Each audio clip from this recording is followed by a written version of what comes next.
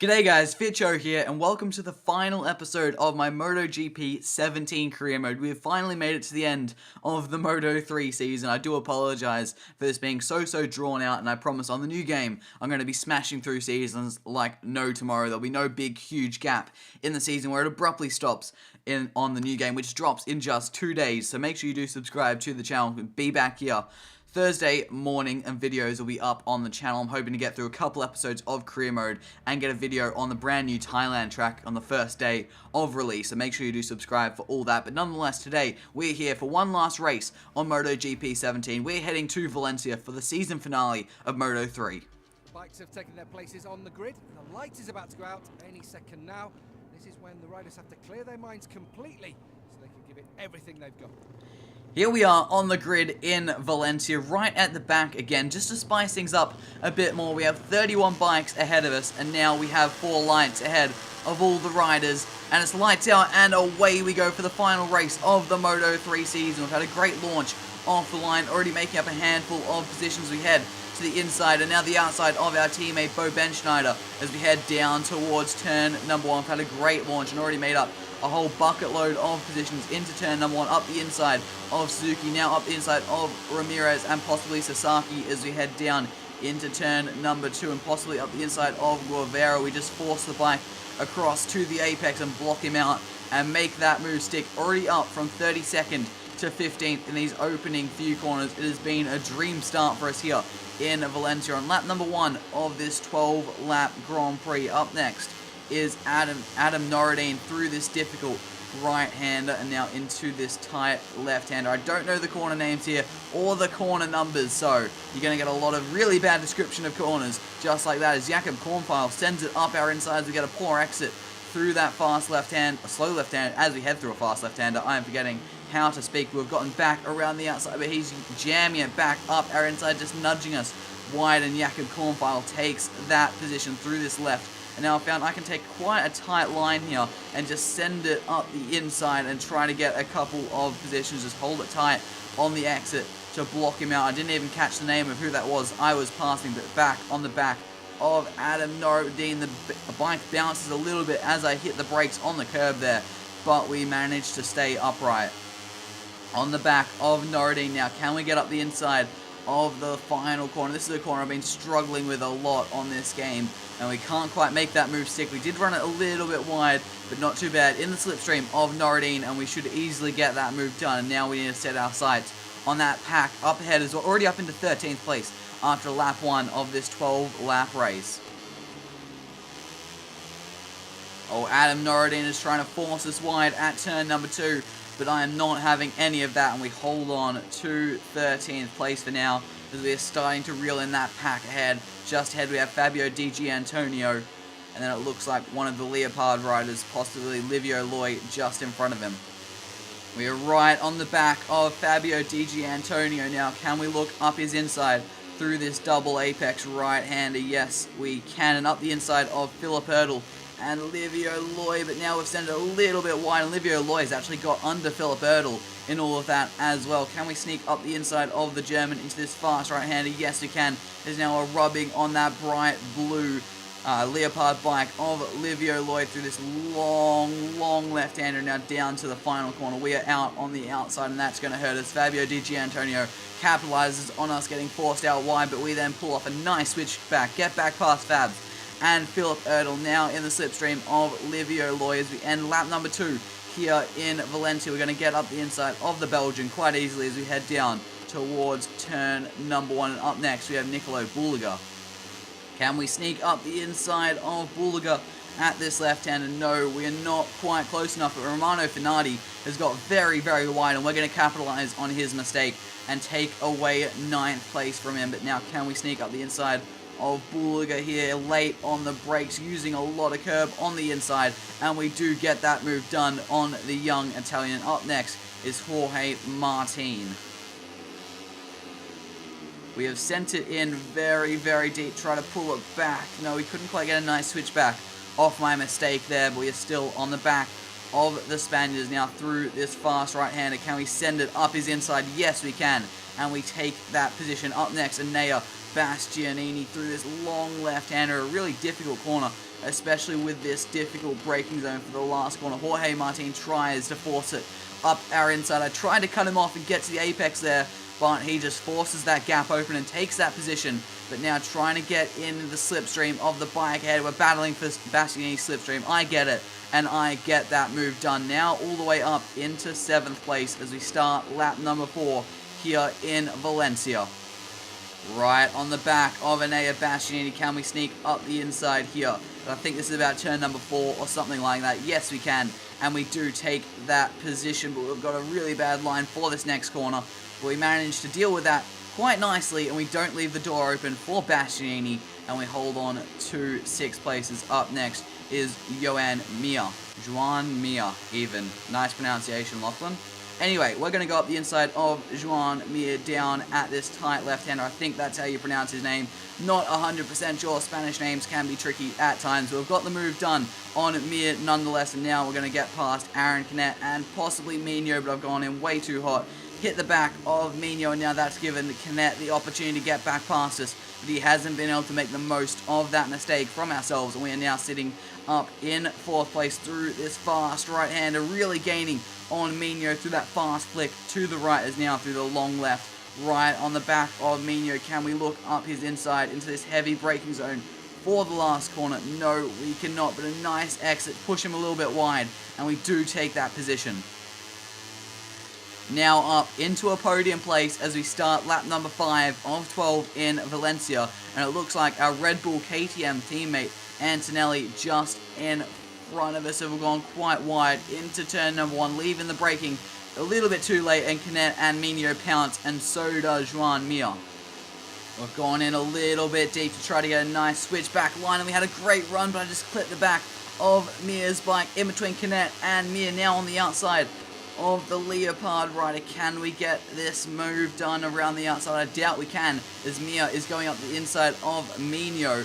And now we're going to try to dive up the inside of Mino into this double right hand and possibly up the inside of Mir. Can we pull this move off? No, we've gone in a little bit hot, and Mir has gotten back under us, and so has Mino. We're now on the outside as we head up to this fast right-hander. What can I do around the outside of Mir? Try to just send it around the outside using a lot of curb. A big hit there to Mir as we tried to flick the bike back to the left, and we do get that move done back into a podium place. But again, I'm struggling down into that final corner, and Mino trying to look around her outside, but he couldn't get that move done, and Mir has actually capitalized on Mino's failed attempt there at an overtake and gotten back into 4th, and here comes Mir up our inside as we head down towards turn number 1 a little bit earlier on the brakes. Can we try to cut this back up the inside of Mir? No, we can't. A nice clean move there from Mir, but now we're going to send it up his inside into turn number 2. We've gone in a little bit deep, forced him a little bit wide,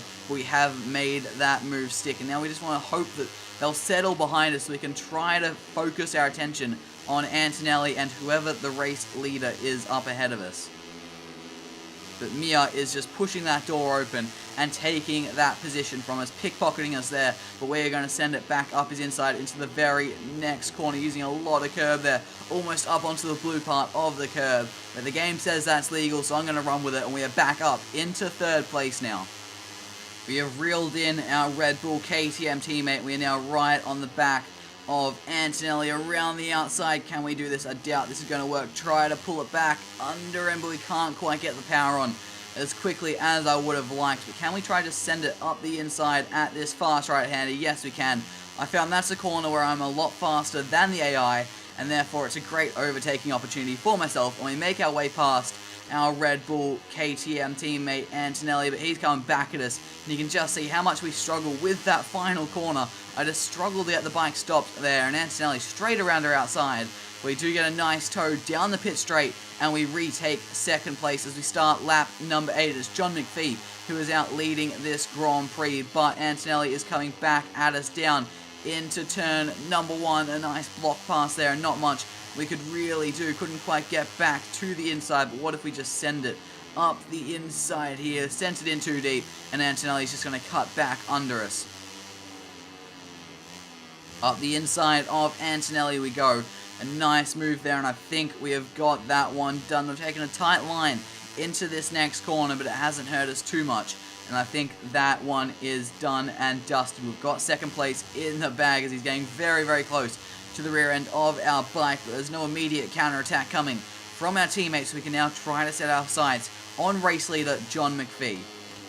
We are right on the back of the Scott now through the long penultimate corners. Now we hit the brakes for the final corner. We've gone in a little bit deep yet again, just struggling to get that bike stopped. But now we're in the slipstream of the Scott as we head onto the pit straight. We're going to get a nice toe down the straight, easy move up the inside, but such a long straight, he's definitely got a chance of getting back in our slipstream and mounting a counterattack by the time we get down to turn number 1, but he's not quite close enough. We get to the apex of turn 1 first, and we have taken the lead of this race on lap number 9 of 12. Oh, we've sent it in way too deep into turn number 2, and we've given that back to him on a frickin' plate. I was too busy checking what lap it is to get the bike stopped for turn number 2. A rookie mistake there from ourselves, and now we have a bit of work ahead of us still as we want to find a way past that Scott again to try and win today's race. And I think we'll make it like 5 or 6 wins in a row. I'm not exactly too sure what the win streak is. I think, we've cut that a little bit too fine. I think it was 5 after the last race in Malaysia, so that would make it 6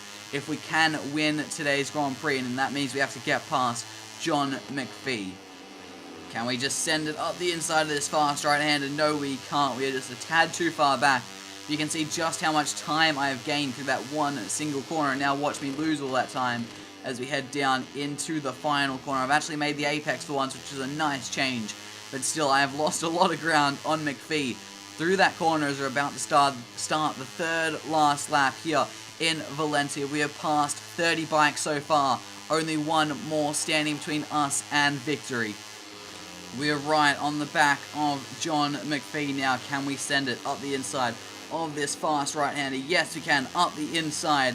And we've got a nice XE, tries to come back at us around the outside, but that is not going to work through this very, very long left-hander. Is now hard on the brakes. That front tire is squealing, but John McPhee gets back up our inside yet again. That was one of the best lines we've taken through that final corner so far this race. We get a nice run back down this pit straight with a bit of slipstream, and we retake the lead. But is he going to fight back as we hit the brakes for turn number 1? Yes, he is. I've gone very, very wide, just giving him a little bit of space. I didn't want to turn down on him too much there at such a fast corner, and he has taken that position back as we start the penultimate lap here in Valencia. Oh, we're getting a nice toe down this back straight. Can we go to the outside of John McPhee? And we get that move done before we even hit the brakes for this long, tight left-hander. But John McPhee shoves it back down our inside, I should say. Can we try it up the inside of this right-hander? Yes, we can, but we've sent it in a little bit too deep. Is he going to come back up our inside? No, he is not. And we've got that move done as we're heading up to our favorite corner on this track in terms of our pace versus the AI, so we shouldn't have to worry about him coming back at us through there, and we hold on to first place for now. But through this long left-hander and down into this final corner, we are very, very vulnerable. Try to get it back to the apex. Not the best line through there, but John McPhee doesn't come back at us, but he is right there in our slipstream as we're heading down the pit straight to start the final lap of this Valencian Grand Prix, or Spanish Grand Prix. I don't know what it's called. There's so many races in Spain, they can't all be the Spanish Grand Prix, but John McPhee is heading up our inside down into turn number 1. We've gone early on the brakes, nice switchback line, and back up his inside. On the exit we go, and back into first places down to turn number 2. McPhee is there, he's thinking about it, and he sends it in the second half of that corner up our inside, and he takes first place back away from us, is now down into turn number 4. We can't quite get past the Scott just yet. Can we sneak up the inside of this tight left hand? No, we're not quite close enough to make that move stick. We'll go a very nice exit straight up the inside of the Scott. No slipstream required down this back straight, and we take first place away. Only a handful of corners left here in Valencia. Who is going to win? Is it going to be me or John McPhee? I don't know right now. This is going to be interesting. I've got a few good corners coming up, and there's a few corners I really do struggle at that could just give him the opportunity. And of course, the slipstream down the straight could prove pivotal out of that final corner. But at the moment, we are sitting pretty in first place as we head into the third last corner. We hit the apex. We do run it a little bit wide and we lose a fair bit of time by doing that, but we don't get any penalties for that, most importantly. Down to the final corner, pull it back to the apex. John McPhee doesn't capitalize on us there. That's our weak spot on the track. We get a nice run through there. We're just going to pull away to the middle of the track. He's not going to sit in our slipstream, and we win the race here in Valencia, the final race of the season. I think that is 6 on the trot. There we go. We have won this race. Gran Premio Moto de la Cop. It's the Valencian Grand Prix, in short, is what I'm taking from all that Spanish that I don't understand. And we have won the Valencian Grand Prix with John McPhee in second. A great battle with him right there at the end. And Niccolo Antonelli has come home in third to make it a Red Bull KTM double podium with a 1 and 3 finish. Mino came home in fourth. Mir in fifth. Ertl, Martin, Bassiani, Aaron Canet, and Niccolo Bulliger round out the top 10. So this is how the championship sits after all 18 rounds of the Moto3 season. I sit on top with 374 points, 105 points more than my nearest rival, Niccolo Bulliger, who sits on 269. 105 points is absolutely insane. That is over 4 race wins clear at the top of the standings. Absolutely dominant from me in this season. I just want to add, this has entirely been on the hardest difficulty in the game. It's not like I've been setting the AI a bit easy so I can win all the races and boost my ego and whatnot. This is on the hardest difficulty in the game, and I do believe on the new MotoGP 18 game they're switching over to a slider system, so you can, with increased difficulties, I think it's up to 120%. They're saying 100, I believe, is like the current top AI, and what they think is like realistically the fastest you could go based on real life, but they've put in some difficulties above that, so you can go. If you are finding these AI a bit easy, you do have AI there that can give you a bit of a challenge that are almost unnaturally fast, up to 120% is what I understand of what I have heard. But then you got Mir in third, Mino fourth, Canet fifth, Jorge Martin in sixth, Philip Ertl came home in seventh, and our teammate Niccolo Antonelli in eighth on 175 points, almost a full 200 points behind me, his teammate, which is absolutely insane. And in the Constructors, KTM win the Constructors Championship with 436 points, 128 points more than Honda, who have 308, and then you got Mahindra and Peugeot in third and fourth, Mahindra on 1 point and Peugeot on 0. So there we go, the Red Bull KTM number 72, ridden by Lachlan Fitchett, is the world champion of Moto3 for this season, with Niccolo Bulliger in a very, very distant third place, and Joan Mir coming home in third.